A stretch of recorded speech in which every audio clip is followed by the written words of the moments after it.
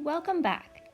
For example 7, we're going to find the probability of picking a female or a person from Florida from a randomly selected group of people.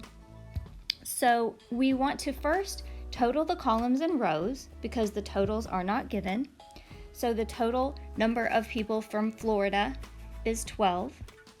The total number of people from Alabama is 9. The total number of people from Georgia is 10.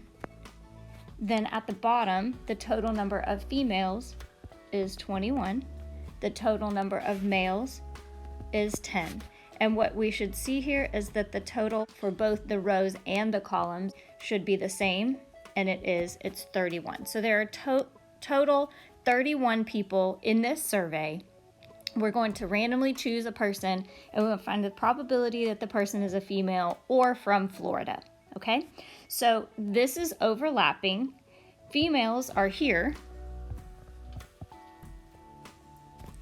and Florida is here, and those two overlap. And so we'll have to use the formula for overlapping probabilities. So if we call picking a female event A and picking a person from Florida event B, it'll be probability of A plus the probability of B minus the probability of A intersect B. And again, that's the overlap. So the probability of choosing a person from Florida is 12 out of 31. And the probability of choosing a person who is female is 21 out of 31. And the intersection of those two is 8 out of 31. And those 8 people got counted with both the Florida group and the female group. And so we want to subtract out one of those 2 times that it got counted. So we'll add those numbers together and subtract, and we get 25 out of 31. And we can also write our probabilities as decimals and percents. So this as a decimal is 0.81 or 81%. So just depending on the situation, your answer could be given in fraction form, could be given in decimal form, or could be given in percent form.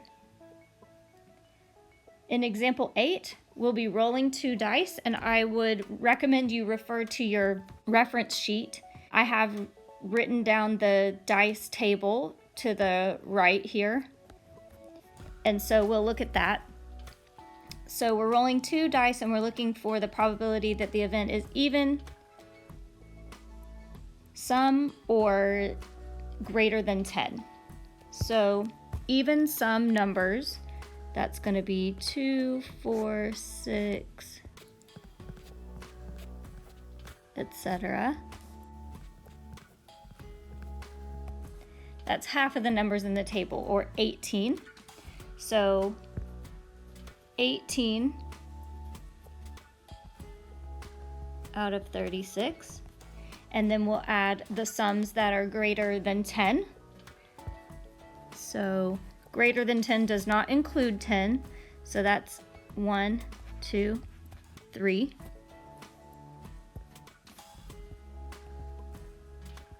And we counted the 12 twice here. And so that's 1 overlapping event. And then we'll add those numbers together to get 20 out of 36, which simplifies to 5/9. For example 9, we're using the same Lewis High School chart from example 5. So I've kind of recopied that over here to the right as well. And we want to find the probability that a student does not fit into category A or category B. So first of all, let's write that using notation. Remember that we have a couple of different ways to write the complement of an event. but we are looking specifically for the probability of not A or B. So we'll put this bar over top to represent the complement, or not in group A or B. So let's look back at our Venn diagram. Not in A or B would be basically anything that's outside here, which is 475 students. So 475 out of our total 1,200 students. This simplifies to 19 over 48. Or if we choose to write it in decimal form, it gives us 0.396, or approximately 40%. Then finally, example 10. We have a survey of females at a local high school, and we want to find the probability that a female does not play volleyball. And it says group A represents volleyball players and group B represents softball players.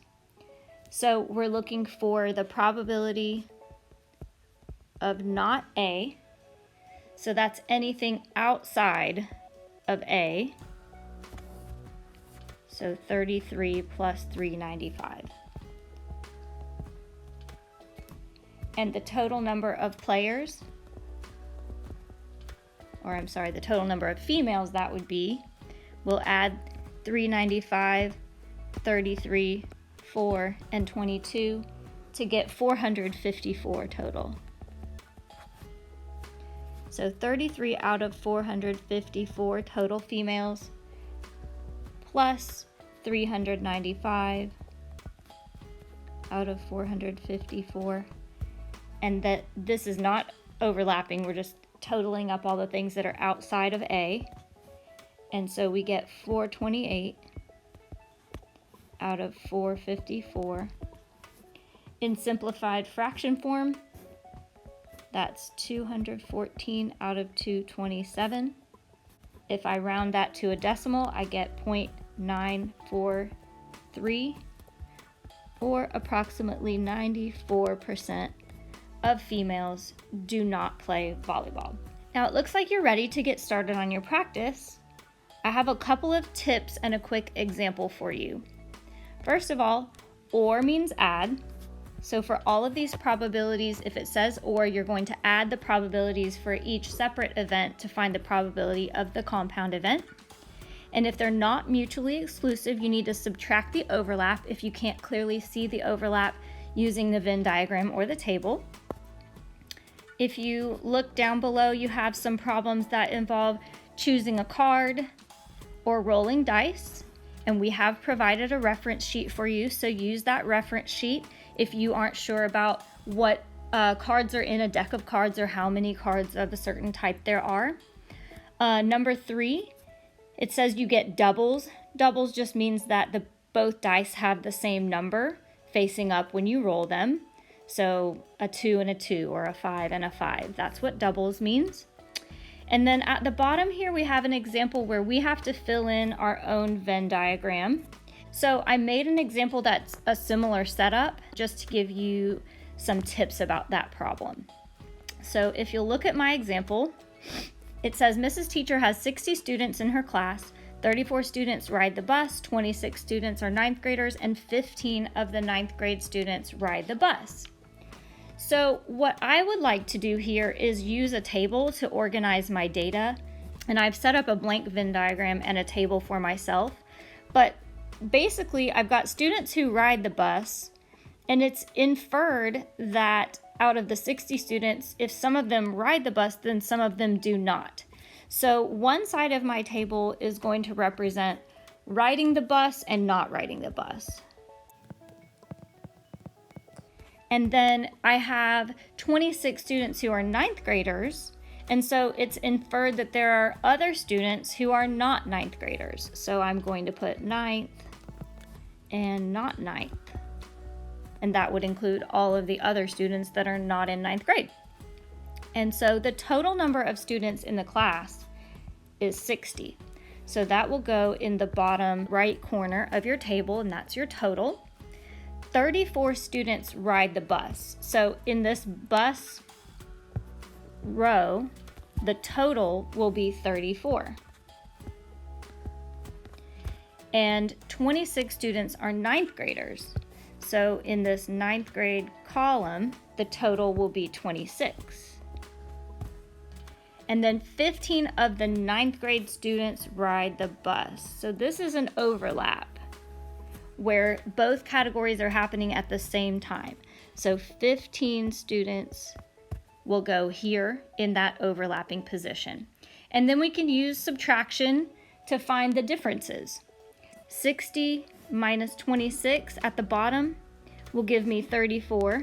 And then 60 minus 34 on the right will give me 26. So then I'll subtract to find the differences in all of these other rows and columns as well. So in the top row with the bus, 34 minus 15 will give me 19, and 34 minus 19 will give me 15. 26 minus 15 will give me 11. So then we'll go to fill in our Venn diagram. So if I want my bus riders to be event A and my ninth graders to be event B, first let's fill in the overlap.